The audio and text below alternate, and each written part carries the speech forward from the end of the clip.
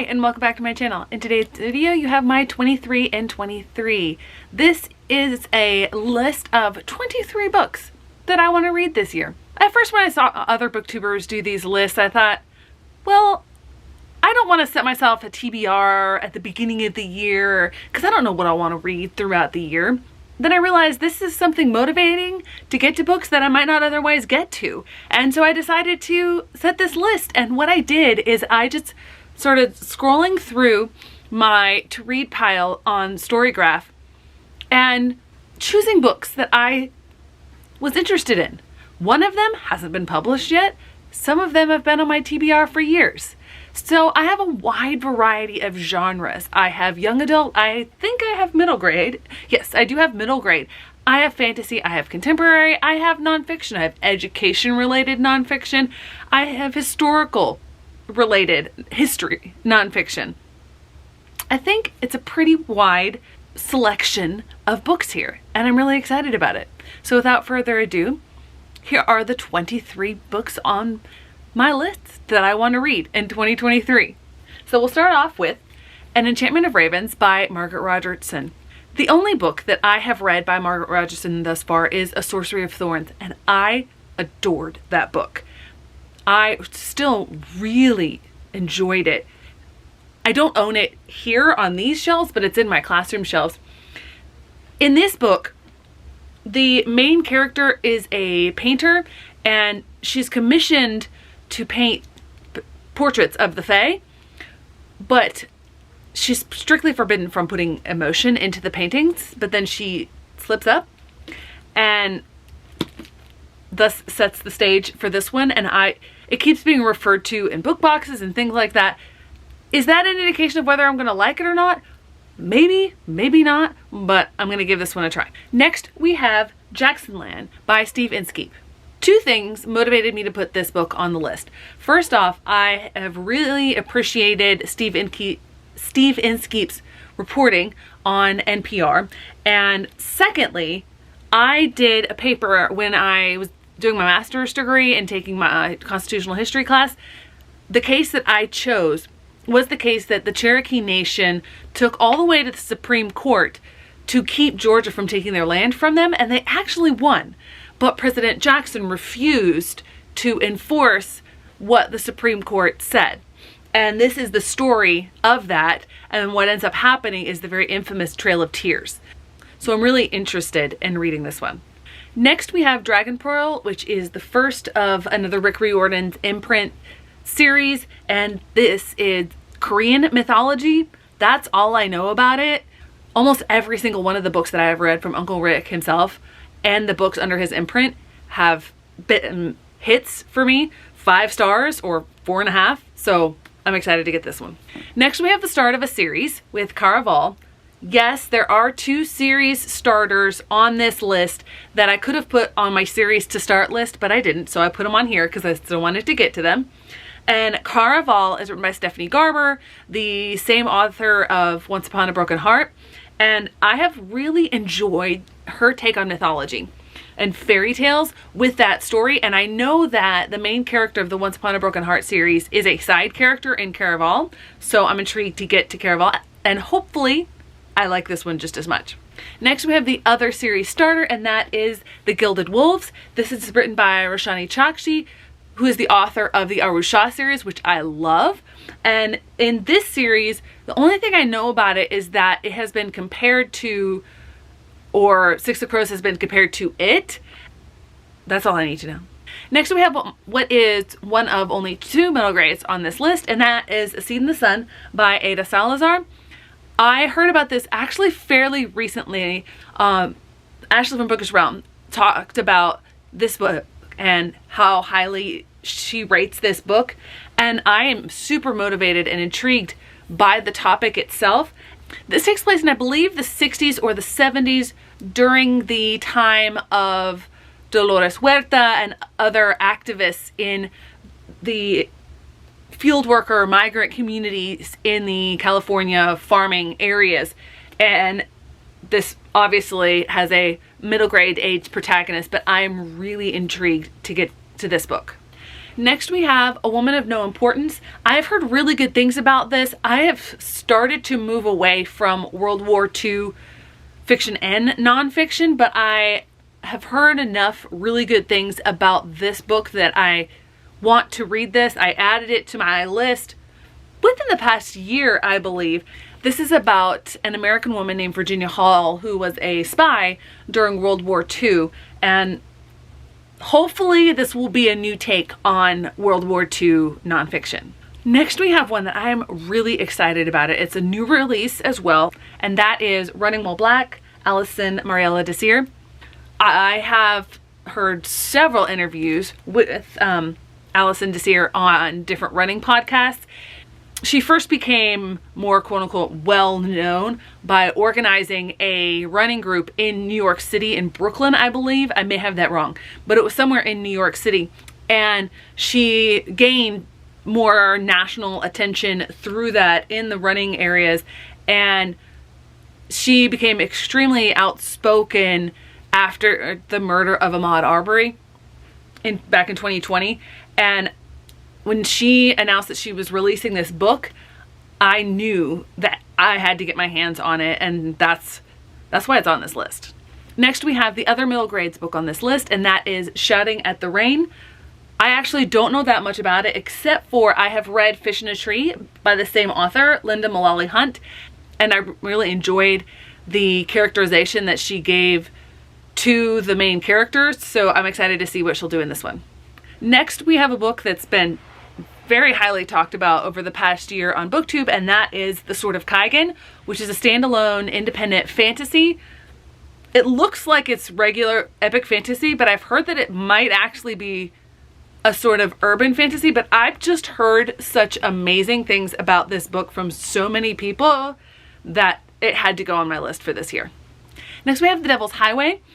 I first heard about this through Deshauna at channel of the same name, and I'm already intrigued by this particular topic, the migrant experience, and this book specifically, although I do prefer the other cover, but this book talks about this stretch of land in the desert area where migrants cross and they try to make it safely, and it's like less patrolled at the border, I believe, because the area around it is so inhospitable and so many migrants die and no one is around to find them. Their families never end up finding out what has happened to them, and there's this whole movement of forensic anthropologists who go and they study these bones and remains that have been discovered in hopes of identifying them and giving the family some closure. And this is the story of this particular stretch of land, so I'm really intrigued by this one. And again, the sticker is just meaning I need to haul it. Next I have a book that I actually purchased in Atlanta back in March, so I guess maybe I should try to read this book before next March comes around, and that is His Truth is Marching On by Jon Meacham, with the subtitle of John Lewis and the Power of Hope. Last year I had the opportunity to read the entire March trilogy, graphic novel trilogy written by John Lewis and other co-authors. I also have Run, which was the start of a new series that was published posthumously. And I have read some of Jon Meacham's other work and appreciated his historiography and his writing skill, so I'm really intrigued to get to this book. Next we have I'll Be Gone in the Dark by Michelle McNamara.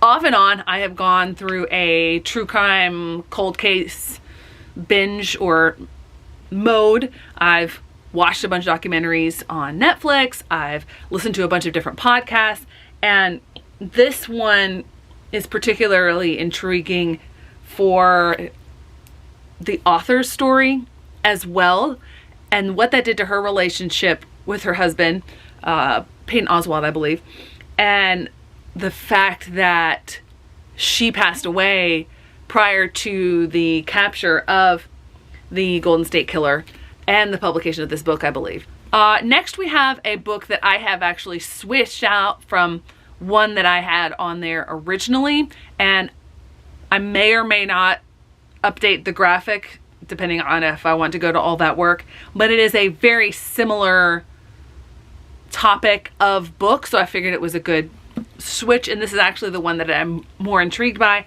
and that is Medical Apartheid, The Dark History of Medical Experimentation on Black Americans from Colonial Times to the Present. I've heard this talked about a lot in a bunch of different podcasts and by a bunch of different booktubers that I have followed, and this is a very heavy topic, but it is something that I want to learn more about. Next, we have another book that I have switched out. Originally, I had an Elizabeth Acevedo book on the list. I still plan to get to this Elizabeth Acevedo book, which is a compilation book, as well as her new book that is coming out this year.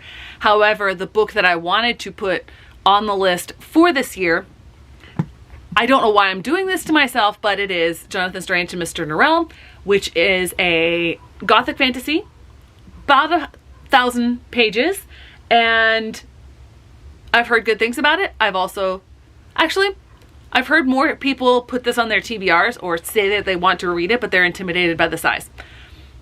Now that I think about it, I haven't heard a lot of people talk about what they think about the book, but I have heard more about Piranesi, which is almost its polar opposite in size. So I'm really intrigued by this, and I want to be one of those people that not only do I say that I'm a little bit intimidated by it, but I actually read it and tell you my thoughts on it.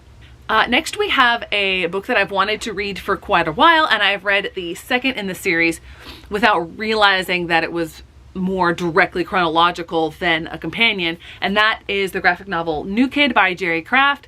This is a book that would definitely fulfill the prompt of banned book, and this is one of the reasons that I put it on my list to begin with, because this is a fictionalized autobiographical story of Jerry Craft's own life, and it's him telling about his experiences when he was a child. And there was a big hullabaloo in some area, I don't even remember where. He was coming in to give a talk on the book to a middle school, and some parents, some very privileged white parents, protested, saying it was CRT and making kids feel bad for being white, and the event was canceled. It's like, how can you say that someone telling their own story, you don't get a right to say that they can't tell their own story? So I really want to read this book. Next, we have a book where I can't remember where I heard about it, but it's definitely a topic that I'm interested in, and that is The New Age of Empire, How Racism and Colonialism Still Rule the World. I believe this might have come up after I read How the Word Is Passed by Clint Smith, my #1 book, tied for #1 book for 2022. And also How to Hide an Empire by Daniel Immerwahr might have been mentioned in that one. This is definitely a topic that it really intrigues me and fascinates me, and it's one that I want to learn more about. And when I got to teach world history, not geography, one of the units where I got the most passionate was on imperialism. So I'm really excited to read this book. Next, we have a book that, prior to me just glancing down and reading the synopsis, I thought it was something slightly different than what it actually is, but I'm still really intrigued to read it, and that is Sanctuary by Paula Mendoza and Abby Sher. It is set in a very near future. It's set in 2032. People have chips, and you're very highly regulated, and something goes wrong, and the main character and her family have to flee to the sanctuary state of California. I think that the author are using this setup to talk about things going on currently, and that really intrigues me. Next, we have Opposite of Always by Jason Reynolds.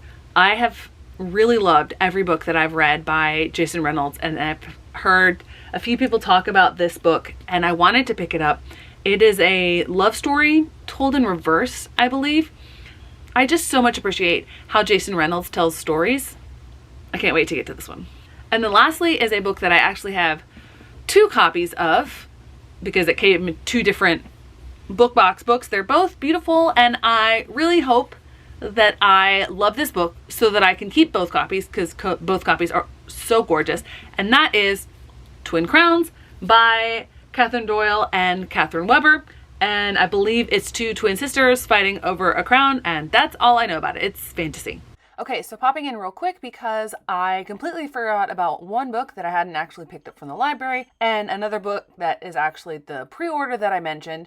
And those two books, it starts with Schoolhouse Burning, and this is an education book that is focused primarily on the different things that I am really interested in. And I know that I will talk more about what those topics are once I read the book. And the pre-order is one that I'm super excited for. That is Angeline Boulley's sophomore novel. Firekeeper's Daughter was one of my favorite books in 2021, and I cannot wait to read this book. I believe it is set in the same world as Firekeeper's Daughter. So there you go. Here is the graphic displaying all of the books for my 20 and 23 list. I am really excited about all of these books, and I didn't realize it, but it's pretty much nonfiction heavy. Even way more than fantasy. So that works to help me meet my goals for the upcoming year. I'll be referring back to this video and my other list videos in my TBR videos as I attempt to make sure that I make my way through all of these different lists by the end of the year. Thanks so much for watching. I hope to see you in the next one.